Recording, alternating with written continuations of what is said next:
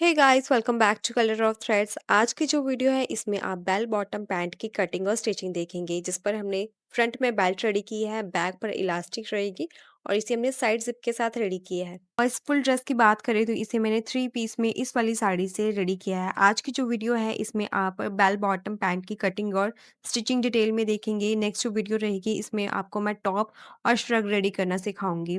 अगर आपको ये सेम ड्रेस रिक्रिएट करनी है तो साड़ी का बाय लिंक मैंने कमेंट बॉक्स में पिन कर दिया है। वहाँ पर क्लिक करके आप इजीली साड़ी को बाय कर सकते हैं। तो आपका ज़्यादा टाइम ना लेते हुए वीडियो शुरू करते हैं। इस प्लाज़ो को बनाने के लिए 2.5 मीटर का फैब्रिक मैंने यूज़ किया है और लाइन ये भी 2.5 मीटर फैब्रिक का यूज़ किया है कॉटन में। पहले हम लाइनिंग के ऊपर पैंट को कटिंग करेंगे। लाइनिंग को हमने 4 फोल्ड करके इस तरह से रख लेना है और फैब्रिक को सीधा करने के लिए दोनों साइड पर इस तरह से स्ट्रेट लाइन पहले ड्रॉ करें। अब बाकी की मार्किंग करने से पहले हम बॉडी मेजरमेंट लेना सीखेंगे। इससे पहले जो मैंने ये वाली 16 पैनल प्लाज़ो वीडियो शेयर की थी, इसमें मैंने बॉडी मेजरमेंट लेना सिखाया था, जिसमें मैंने 4 मेजरमेंट लिए थे। इसमें आपको क्या करना है, जो आपकी रेडी लेंथ है वो आपको नॉर्मल रखनी है। जो आप नॉर्मल प्लाज़ो की लेंथ रहती हो उतनी ही आपकी लेंथ रहेगी। बाकी की जो 3 मेजरमेंट है जैसे मैंने बताया बिल्कुल वैसे ही आपको लेने हैं। इस वीडियो का लिंक मैं डिस्क्रिप्शन बॉक्स में ऐड कर दूँगी। इंट्रो में ही मैंने बॉडी मेजरमेंट लेना सिखाया, तो आप इंट्रो चेक कर लेना। इसके बाद 2 मेजरमेंट जो कि सबसे ज़रूरी है बेल बॉटम के लिए, वो आपको लेने हैं। नी लेंथ और नी राउंड। इस तरह से आपको स्ट्रेट खड़े होना है और थोड़ा-सा घुटना बाहर की तरफ रखते हुए नी लेंथ आपको मेजर करनी है, जो कि मेरी नी लेंथ आ रही है 21 इंचेस की। इसके बाद यहाँ से आपको नी का राउंड लेना है। इस तरह से अगर हम टाइट में रखेंगे तो ये मेरी मेजरमेंट आ रही है 15 इंचेस की। इसमें हमें लूज़िंग देनी है ताकि इस तरह से घुटना मोड़ने पर हमें टाइट ना लगे। तो यहाँ पर मैं 2 इंचेस की इसमें लूज़िंग ऐड कर रही हूँ, तो मुझे मिलेगा 17 इंचेस। इस तरह से आपको घुटना मोड़ के आपको चेक कर लेना है कि यहाँ से टाइट नहीं होना चाहिए। तो 17 इंचेस यहाँ पर मेरी मेजरमेंट आ रही है, तो इसी अकॉर्डिंग हम अब प्लाज़ो को कट करेंगे। तो बाकी का जो भी मेरा मेजरमेंट है वो मैंने स्क्रीन पर मेंशन कर दिया है। इसी अकॉर्डिंग अब हम बेल बॉटम पैंट की कटिंग करेंगे। सबसे पहले हमें रेडी लेंथ की मार्किंग करनी है। इसमें हमें 1 इंचेस की बेल्ट ऐड करनी है, तो 1 इंचेस ऊपर से छोड़ के रेडी लेंथ की मार्किंग करेंगे। मेरी पैंट की रेडी लेंथ है 38 इंचेस। इसमें हम हाफ इंचेस प्लस करेंगे, क्योंकि जब हम बेल्ट को अटैच करेंगे तो हाफ इंचेस हमारा बेल्ट में मार्च हो जाएगा। तो इसमें हमने हाफ इंचेस प्लस कर लिया, मतलब टोटल लेंथ में से सिर्फ हमने हाफ इंचेस ही कम किया है बेल्ट के लिए। अब 2 इंचेस और ऐड करेंगे, जो कि हमारा नीचे फोल्डिंग में जाएगा। तो यहाँ पर जो हमने मार्किंग की है, यहाँ पर पहले स्ट्रेट लाइन ड्रॉ कर लेंगे। अब हमें क्रॉच लाइन ड्रॉ करनी है। इसका फॉर्मूला है हिप डिवाइडेड बाय 4। मेरी हिप है 37 इंचेस की, उसका 1/4 पार्ट होगा 9.25 इंचेस। इसके बाद यहाँ पर हमें नी लेंथ की मार्किंग करनी है, तो मेरी नी लेंथ थी 21 इंचेस पर, तो यहाँ पर मैंने 21 इंचेस पर मार्क किया है। अब ये जो हमने मार्किंग की है, यहाँ पर पहले स्ट्रेट लाइन ड्रॉ करेंगे। तो ये हमारी क्रॉच लाइन है और ये हमारा बॉटम है और ये हमारी नी लेंथ। ये जो हमारी क्रॉच लाइन है ना, यहाँ पर ही हमारी थाई का मेजरमेंट भी अप्लाई होगा। अब सबसे इम्पोर्टेंट क्वेश्चन कि बेल बॉटम या बॉटम कितने इंचेस का रखेंगे। देखिए, जो भी आपका थाई का मेजरमेंट है ना, सेम आप उतना बॉटम ले सकते हो। पर आपको थोड़ा-सा ज़्यादा फ्लेयर चाहिए तो आप थाई मेजरमेंट में 3 से 4 इंचेस तक ऐड कर सकते हो। मेरा थाई मेजरमेंट था 22 इंचेस का, तो मैंने सिर्फ इसमें 1 इंचेस ही ऐड किया था, क्योंकि मुझे ज़्यादा फ्लेयर नहीं चाहिए था। अब क्योंकि हमारा जो बॉटम का मेजरमेंट है वो थाई के मेजरमेंट से ज़्यादा है, तो इसीलिए हमें बॉटम का ही सेंटर लेना है। सेंटर लेने के लिए जितना भी हमारा बॉटम है, जैसे कि मेरा बॉटम है 23 इंचेस, क्योंकि इसमें मैंने 1 इंचेस थाई के मेजरमेंट में ऐड किया था। 23 का 1/4 पार्ट लेंगे तो मुझे मिलेगा 5.75 इंच, यानी कि पौने 6। तो सेंटर पे यहाँ पर हमें मार्किंग करनी है 5.75 इंचेस पर। नी लाइन पर भी सेम मार्किंग करेंगे और थाई लाइन पर भी सेम मार्किंग करनी है और वेस्ट पर भी सेम मार्किंग रहेगी। अब ये जो हमने सेंटर मार्किंग की है, सभी मार्किंग को मैच करते हुए यहाँ पर एक सेंटर लाइन ड्रॉ करेंगे। अब जो हमने मार्किंग की थी सेंटर में, सेम मार्किंग बॉटम पर दूसरी साइड पर भी करेंगे 5.75 इंचेस पर। तो ये बॉटम की मार्किंग मेरी कंप्लीट हो चुकी है। ये जो क्रॉच लाइन है, क्रॉच लाइन के ऊपर जो हमारा थाई का मेजरमेंट था 22 इंचेस, उसका 1/4 पार्ट करेंगे। तो मेरा थाई मेजरमेंट था 22 इंचेस, उसका 1/4 पार्ट होगा 5.5 इंचेस। तो सेंटर के दोनों तरफ हमें 5.5 इंचेस पर इस तरह से मार्किंग लेनी है। तो ये हमारी थाई मेजरमेंट होगी। अब इस लाइन के ऊपर जो कि नी लेंथ है, यहाँ पर नी की जो हमारी लूज़िंग थी उसका फिर से 1/4 पार्ट करके यहाँ पर हमें मार्क करना है। तो मेरी नी की लूज़िंग थी 17 इंचेस, उसका 1/4 पार्ट होगा 4.25 इंचेस यानी कि 4.25। तो दोनों साइड पर 4.25 इंचेस पर हमें इस तरह से मार्किंग लेनी है। अब इन सभी मार्किंग को जॉइन करने के लिए हम लेग कर्व स्केल का यूज़ करेंगे। स्केल को इस तरह से रखते हुए पहले सेंटर को बॉटम के साथ कनेक्ट करेंगे और फिर सेंटर मार्किंग को थाई मेजरमेंट के साथ इस तरह से कनेक्ट करना है हमें। अब स्केल को घुमाएँगे और साइड पर भी हमें सेम मार्किंग करनी है। साइड पर क्योंकि स्ट्रेट लाइन है, तो स्ट्रेट लाइन से थोड़ा स्केल को बाहर की तरफ रखते हुए मार्क करेंगे, इस तरह से। अब जो बैक वाला पैनल था, बैक वाले पैनल की मार्किंग भी हमारी एक साथ ही होगी। तो यहाँ पर मुझे जो बैक वाला पैनल था, वो फ्रंट के अकॉर्डिंग थोड़ा एक्स्ट्रा बाहर की तरफ रखना था, जो मुझसे पहले स्किप हो गया था। और आपको इसी तरह से फ़ोल्ड करना है कि जो बैक वाला पैनल है, वो फ्रंट के अकॉर्डिंग थोड़ा ज़्यादा बाहर की तरफ रहेगा। अब इस बॉटम मार्किंग को मार्जिन लाइन के साथ बिल्कुल स्ट्रेट कनेक्ट करेंगे, इस तरह से। यहाँ पर भी इसे स्ट्रेट कर दें। अब यहाँ पर हमें वेस्ट की मार्किंग करनी है। अब इस लाइन के ऊपर हमें वेस्ट की मार्किंग करनी है। इसके लिए जो भी हमारा वेस्ट था उसका 1/4 पार्ट यहाँ पर मार्क करेंगे। मेरी वेस्ट थी 28 इंचेस की, यहाँ पर उसका 1/4 पार्ट होगा 7 इंचेस। 2 इंचेस एक्स्ट्रा लेंगे स्टिचिंग मार्जिन और डार्ट के लिए। क्योंकि जब हम इसे स्टिच करेंगे दोनों साइड से हाफ हाफ इंचेस जाएगा स्टिचिंग मार्जिन में और 1 इंचेस हमारा डार्ट में जाएगा। अब हम सेंटर मार्किंग पर दोनों तरफ हाफ हाफ इंचेस पर मार्क करेंगे डार्ट के लिए और लेंथ में 4.5 इंचेस पर मार्क करेंगे। अब इस सेंटर मार्किंग को डार्ट मार्किंग के साथ ऐसे वी लाइन के साथ कनेक्ट करेंगे। अब हमें क्रॉच की मार्किंग करनी है। इसके लिए जो हमारी थाई का मेजरमेंट था यहाँ पर टेप को ऐसे रखेंगे और 2 इंचेस अंदर की तरफ मार्क करेंगे। मीडियम साइज तक ये मार्किंग आपको 2 इंचेस पर करनी है और हैवी साइज के लिए ये वाली मार्किंग आपकी 2.5 इंचेस पर रहेगी। अब इस वाली मार्किंग को ऊपर वाली जो हमारी वेस्ट वाली मार्किंग है वहाँ पर बिल्कुल ऐसे स्ट्रेट कनेक्ट कर देंगे। यहाँ पर क्रॉच की ऐसे गुलाई देंगे थोड़ी सी खड़ी शेप में। तो फ्रंट पैनल की मार्किंग बिल्कुल कंप्लीट है। अब हम बैक पैनल की मार्किंग करेंगे। बैक पैनल की मार्किंग बिल्कुल आसान है।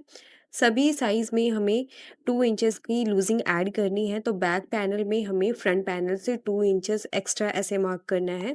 थाई में भी हमें 2 इंचेस पर मार्क करनी है। नी में भी हमने एक्स्ट्रा 2 इंचेस की मार्किंग की और बॉटम पर भी। अब यहाँ से मैं थोड़ी-सी मार्किंग रिमूव कर रही हूँ ताकि आपको मार्किंग समझने में आसानी रहे। अब जैसे हमने फ्रंट पैनल के ऊपर स्केल को रखते हुए मार्किंग की थी, यहाँ पर भी वैसे ही मार्किंग करेंगे। बॉटम पर जो मार्जिन लाइन है इसे बिल्कुल स्ट्रेट ड्रॉ करेंगे इस तरह से। तो बैक पैनल की मार्किंग के लिए मैंने ना दूसरे कलर का चॉक यूज़ किया है ताकि आपको समझने में आसानी रहे। अब क्रॉच पॉइंट पर यहाँ पर बिल्कुल स्ट्रेट लाइन ड्रॉ करेंगे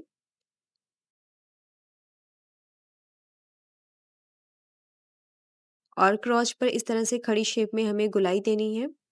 अब बैक पैनल के ऊपर एक्स्ट्रा 2.5 इंचेस पर मार्क करेंगे।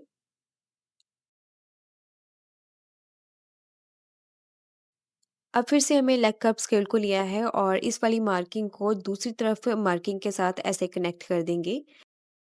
हमारे बैक पैनल की मार्किंग हो चुकी है कंप्लीट। अब इसे कट करेंगे। पहले मैं बैक पैनल को कट करूंगी।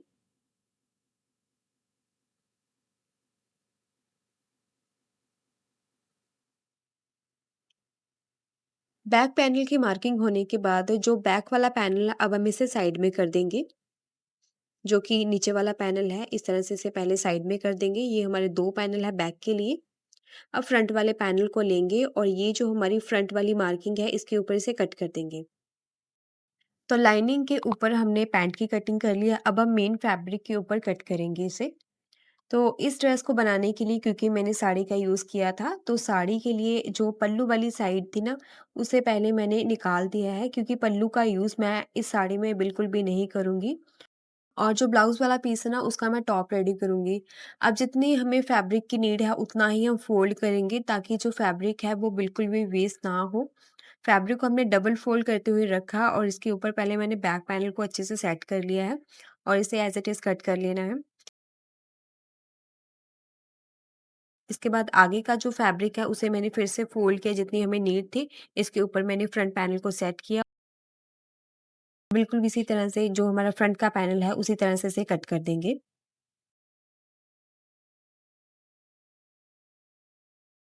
प्लाज़ो कट करने के बाद ये जो साइड का फैब्रिक बचा था यहाँ से मैंने दुपट्टा रेडी किया था। अब बाकी का जो मेरे पास फैब्रिक बचा है बॉटम कट करने के बाद 2.75 इंच यानी कि पौने 3 मीटर इसमें आपको तो इतने फैब्रिक में सभी साइज़ेस के लिए आप श्रग ईज़िली बना सकते हैं। तो इसका मैंने श्रग रेडी किया था। पैनल्स कट करने के बाद अब जैसे हमने इसे कट किया था बिल्कुल वैसे ही रखा है। नीचे की तरफ हमारे 2 पैनल मेन फैब्रिक है और ऊपर की तरफ लाइनिंग फैब्रिक है। इसी तरह से रखते हुए सबसे पहले हम क्रॉस को स्टिच करेंगे। हाफ इंच जितना मार्जिन लेते हुए इस तरह से हमने स्टिच कर दिया दोनों पैनल को। अब देखिए स्टिच लगने के बाद मेन फैब्रिक को ऐसे ओपन करके रखेंगे और जो हमने डार्ट की मार्किंग की थी, डार्ट की मार्किंग को थोड़ा डार्क कर लेंगे ताकि दूसरी फोल्डिंग के ऊपर भी हमें मार्किंग मिल सके। अब जब हम लाइनिंग को ऐसे ओपन करके रखेंगे तो जो हमारा स्टिचिंग मार्जिन था वो अंदर की तरफ फोल्ड हो जाएगा, तो यहाँ पर हमें ओवरलॉक करने की ज़रूरत नहीं पड़ेगी और जो हमारा प्लाज़ो है वो भी बहुत ही फिनिशिंग के साथ रेडी होगा। साइड में जो लाइनिंग है उसे हम रिवर्सिबल के साथ सिक्योर कर लेंगे या फिर आप स्टिच लगा के भी इसे सिक्योर कर सकते हैं। इसी तरह से जो बैक वाला पैनल है उसे भी हमें रेडी करना है। यहाँ पर एक चीज़ का ध्यान रखना, बॉटम से हम जो लाइनिंग वाला फैब्रिक है ना उसे अलग से फोल्ड करेंगे। फिलहाल के लिए यहाँ पर मैंने इसे सिक्योर कर दिया था, पर यहाँ पर ज़रूरी है कि आप लाइनिंग वाले फैब्रिक को अलग से फोल्ड करें और जो मेन फैब्रिक है वो अलग फोल्ड रहेगा, तो बीच में बिल्कुल भी झोल नहीं आएगा। इसी के साथ जो फ्रंट वाला पैनल है उस पर हमने डार्ट को रेडी कर लिया है। अब हम बेल्ट को रेडी करेंगे। बेल्ट रेडी करने से पहले दोनों पैनल को स्टिच कर लेंगे। इसके लिए एक साइड पर हमें क्योंकि ज़िप लगानी है तो ज़िप की ओपनिंग रखेंगे। अगर आपको इसमें फुल इलास्टिक लगानी है तो फुल इलास्टिक भी लगा सकते हैं, कोई भी चेंज करने की ज़रूरत नहीं पड़ेगी। तो यहाँ पर हमें साइड में ज़िप रखनी है, तो ज़िप की ओपनिंग मैं रखूँगी 8.5 इंचेस पर। 8.5 इंचेस मैंने मार्किंग कर ली है और बाकी की यहाँ से हाफ इंच जितना हम मार्जिन लेते हुए एंड तक स्टिच कर देंगे और दूसरी तरफ भी हाफ इंच जितना मार्जिन लेते हुए बिल्कुल एंड तक पहले हम स्टिच करेंगे। दोनों साइड स्टिच लगने के बाद यहाँ पर मैंने ओवरलॉक भी कर दिया है। अब इस पर हमें साइड ज़िप लगानी है। इस वीडियो में मैं आपको साइड ज़िप लगाना नहीं सिखाऊँगी क्योंकि जो पहले मैंने 16 पैनल प्लाज़ो वीडियो शेयर की थी उसमें मैं डिटेल में साइड ज़िप लगाना बता चुकी हूँ। वो वीडियो आप देख लेना। वो वीडियो देख के आप प्लाज़ो, लहंगा और पैंट में ईज़िली ज़िप लगाना सीख जाएँगे क्योंकि काफ़ी डिटेल में मैंने ज़िप लगाना सिखाया है। तो ये ज़िप मैं यहाँ पर लगा चुकी हूँ। इसके बाद इस पर हम बेल्ट रेडी करेंगे। बेल्ट रेडी करने के लिए दूसरी साइड से भी थोड़ी-सी स्टिच को मैंने ओपन कर लिया है। अब जो मैंने फ्रंट की बेल्ट रेडी करनी है, उसके लिए जो मेन वाला फैब्रिक था, उसके ऊपर मैंने लाइनिंग वाले फैब्रिक को रिवर्सिबल के साथ सिक्योर कर लिया है। और जितनी भी हमारी फ्रंट की बेल्ट है ना, उससे थोड़ा-सा एक्स्ट्रा फैब्रिक आपको लेना है 3 से 4 इंचेस का। बैक पैनल के ऊपर इलास्टिक लगेगी, जितना भी आपका बैक वाला पैनल है, उससे ये वाली पट्टी की लेंथ 3 से 4 इंच आपको एक्स्ट्रा ले लेनी है, जैसे हमने फ्रंट में ली है। मेरी जो रेडी बेल्ट होगी, वो 1 इंचेस की होगी, तो पट्टी की जो विड्थ है, वो मैंने 3 इंचेस की ली है। अब बेल्ट रेडी करने के लिए फैब्रिक की जो सीधी वाली साइड है वो हम लाइनिंग की तरफ रखेंगे और यहाँ से हाफ इंच जितना मार्जिन लेते हुए पहले स्टिच करेंगे, फिर इसे राइट टर्न कर देंगे और बैक पैनल पर भी इसी तरह से पट्टी को स्टिच करेंगे।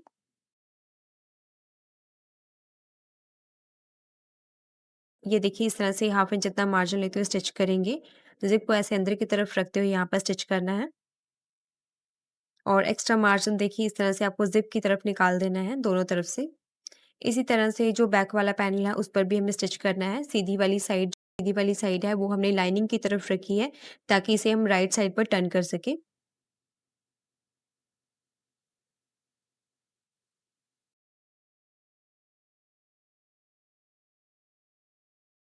बैक पैनल के ऊपर पट्टी की लेंथ थोड़ी-सी कम पड़ गई है तो यहाँ पर थोड़ा-सा एक्स्ट्रा फैब्रिक अटैच कर देंगे। अब बाहर की तरफ जो एक्स्ट्रा ज़िप निकली है उसे कट कर देंगे और पट्टी लगने के बाद ऐसे चेक कर लें दोनों पट्टी की जो स्टार्टिंग पॉइंट है ना बिल्कुल सेम होनी चाहिए।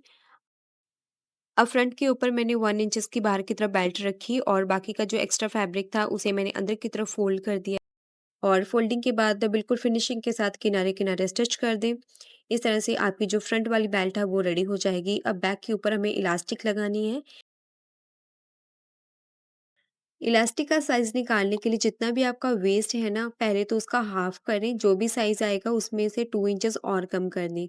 मेरी वेस्ट थी 28 इंचेस की जिसका हाफ़ होगा 14 इंचेस, 2 इंचेस मैंने और कम किया है तो मुझे मिलेगा 12 इंचेस। 12 इंचेस की लेंथ में मैंने इलास्टिक ली है। इसके साथ अटैच करने के लिए एक बुकरम पीस लें जिसकी लेंथ रहेगी लगभग 3 इंचेस की। बुकरम पीस को इलास्टिक के साथ स्टिच लगा के ऐसे अटैच कर दें।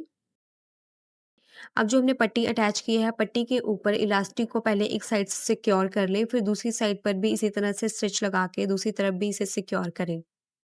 थी ये देखिए जो बुकरम पट्टी थी उसे बाहर की तरफ रखेंगे इस तरह से और यहाँ पर स्टिच लगाते हुए इसे सिक्योर कर देंगे।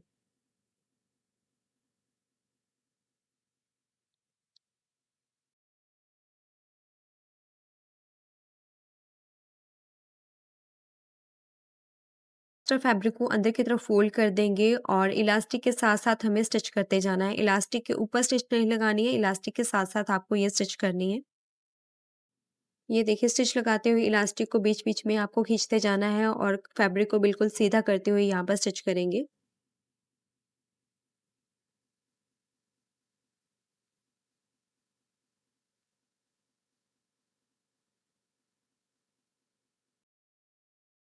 तो इलास्टिक लगने के बाद ये जो एक्स्ट्रा पट्टी है ना, यहाँ पर हमें आई लगानी है हुक की और जो एक्स्ट्रा पट्टी है वो अंदर की तरफ फ़ोल्ड हो जाएगी और बेल्ट रेडी होने के साथ ही बेल्ट को बराबर करते हुए यहाँ पर स्टिच कर दें। अब यहाँ पर हुक और आई अटैच करेंगे, पहले हम आई लगा लेंगे।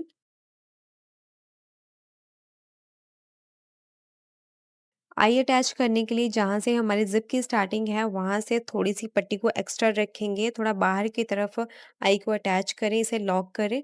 अंदर की तरफ एक्स्ट्रा फैब्रिक को फ़ोल्ड करके यहाँ पर तुरपाई करेंगे बाद में या फिर स्टिच भी लगा सकती हैं।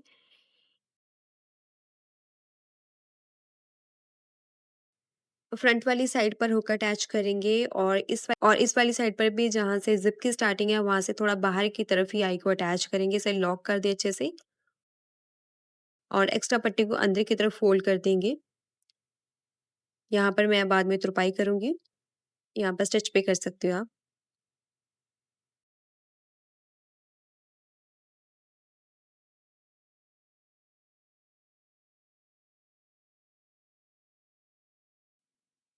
बेल्ट रेडी होने के बाद अब हमें बॉटम की फोल्डिंग करनी है। बॉटम फोल्डिंग के लिए जैसे कि मैंने बताया था लाइनिंग फैब्रिक को मैं अलग से फोल्ड करूँगी और जो मेन फैब्रिक है वो अलग से फोल्ड करेंगे ताकि बीच में झोल ना आए। तो साइड से थोड़ा-सा स्टिच को खोल के लाइनिंग वाले फैब्रिक को अलग से फोल्ड कर लें, ये आपको पहले ही कर लेना है, ठीक है? और सबसे लास्ट में दोनों क्रोच को बिल्कुल आमने-सामने रखते हुए इस पर फिटिंग की सिलाई कर देंगे। सिलाई लगने के साथ ही ये हमारे बेल बॉटम पैंट बनके तैयार है। अब देखते हैं इस पैंट को हमें आयरन कैसे करना है। तो बीच में क्योंकि लाइनिंग है, लाइनिंग को भी बिल्कुल अच्छे से सेट कर लें। इसके बाद जो फ्रंट वाला पैनल है उसे ऐसे बराबर से फ़ोल्ड करें और ऊपर की तरफ जो हमने प्लेट बनाएगी यहाँ से इसका सेंटर रहेगा। अब इस तरह से दोनों पैनल को हमें फ़ोल्ड करके रख लेना। अब इसे अच्छे से आयरन करेंगे। सबसे पहले फ्रंट के ऊपर सेंटर क्रीज़ लाइन को रेडी करें। अब दोनों पैनल को अलग-अलग अच्छे से आयरन करना है, इस तरह से।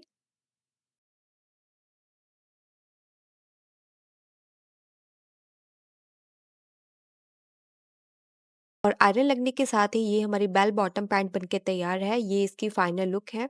सो आज के लिए फ्रेंड्स बस इतना ही। ये वीडियो आपको कैसी लगी लाइक और कमेंट करके ज़रूर बताएँ और ऐसी और वीडियोज़ को देखने के लिए चैनल को सब्सक्राइब करना ना भूलें।